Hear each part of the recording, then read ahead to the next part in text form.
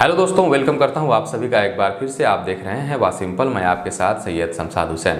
आंगनबाड़ी सेविका सहायिका भर्ती 2022 चयन की प्रक्रिया में काफ़ी बड़ा बदलाव किया गया है और नया वैकेंसी भी आने वाला है। ठीक है, एक वैकेंसी चल रहा है सेविका और सहायिका का, जो कि सिर्फ और सिर्फ बेगूसराय के अंतर्गत जो आते हैं वो कर सकते हैं। ठीक है, जिसका आवेदन का तिथि जो है 30/5/2022 से 13/6/2022 रखा गया है, यानी कल ही तक आवेदन की जो तिथि है वो रखी गई है।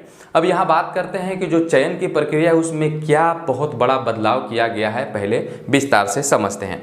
आंगनबाड़ी केंद्र में सेविका और सहायिका की भर्ती मेरिट लिस्ट के आधार पर किया जाएगा। पहले तो ये आप समझ लीजिए कि जो भर्ती है वो मेरिट लिस्ट के आधार पर किया जाएगा।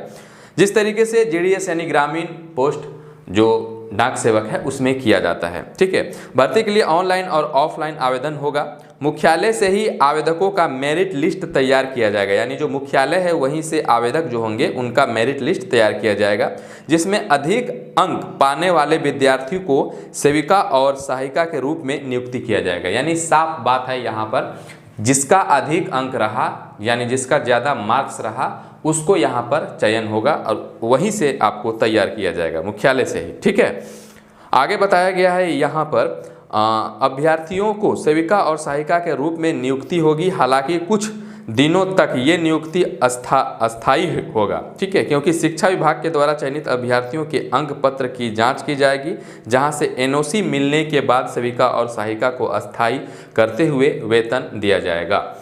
नए नियमों के लिए समाज कल्याण विभाग की ओर से ड्राफ्ट तैयार किया जा चुका है और जैसे कैबिनेट की स्वीकृति के लिए इसको जो है भेज दिया गया है, जहां से स्वीकृति मिलने के बाद नया नियमानुसार जो है यहाँ पर भर्ती होगी। फिलहाल अभी पुराने नियमानुसार जो है यानी जो पुराने नियम है उसके अनुसार भर्ती हो रही है, जिसके तहत मई में बिहार के 38 जिले में लगभग 750 पदों पर भर्ती के लिए आवेदन की मांग की गई है।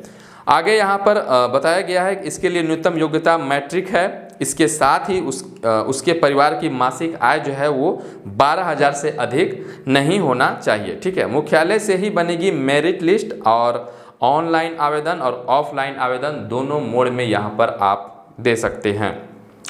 चयन समिति के अधिकारियों में होगी कटौती। सेविका और सहायिका की भर्ती प्रक्रिया आम सभा चयन समिति के द्वारा होती है।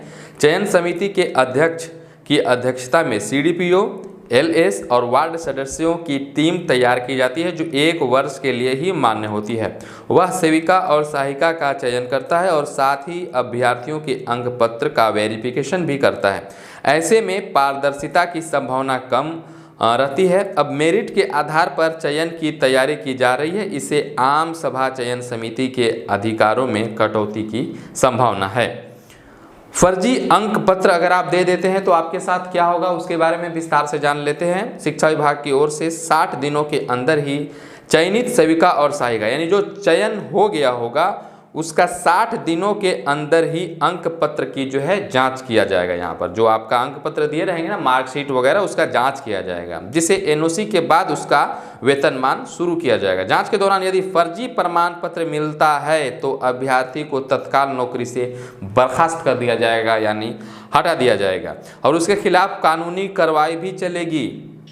मेरिट लिस्ट बनाते समय एक से अधिक अभ्यर्थियों का अंक समान हो तो उस दौरान, यानी आपका भी वही मार्क्स आ गया, मान लीजिए 365 आपका भी है, सामने वाले का भी 365 आ गया अंक। अब इस पर किस प्रकार से चयन होगा, जबकि यहाँ पर कहा जा रहा है कि मेरिट के आधार पर चयन होगा, तब उसमें उस स्थिति में क्या होगा, एज को देखा जाएगा। यानी जो एज रखा गया है जिसके बाद से आप आवेदन नहीं कर सकते हैं, अगर दोनों कैंडिडेट का सेम अंक है और सामने वाला का एज अब इतना आ चुका है, इतना हो चुका है कि वो नेक्स्ट बहाली अब भरने के लायक नहीं है, यानी नेक्स्ट बहाली में वो सम्मिलित नहीं हो सकता, क्योंकि उसका जो एज है, उसका जो उम्र है वो बहुत ज़्यादा हो चुका है। 1 साल ही उसके जो है अब रह गए हैं। तो जो प्रेफरेंस है, जो सहूलियत है, सबसे पहले उसको दिया जाएगा। ठीक है, जो अब यहाँ पर एज जिनका ज़्यादा हो चुका है, 1 साल ही बच रहा है, तो सबसे पहले जो प्रेफरेंस है वो उसको दिया जाएगा। ठीक है,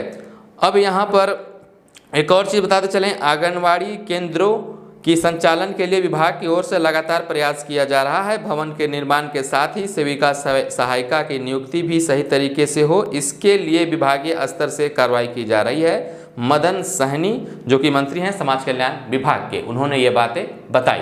तो ये थे कुछ आंगनबाड़ी सेविका सहायिका जो कि बिहार आंगनबाड़ी 2022 के रिगार्डिंग हमने आपको बताया।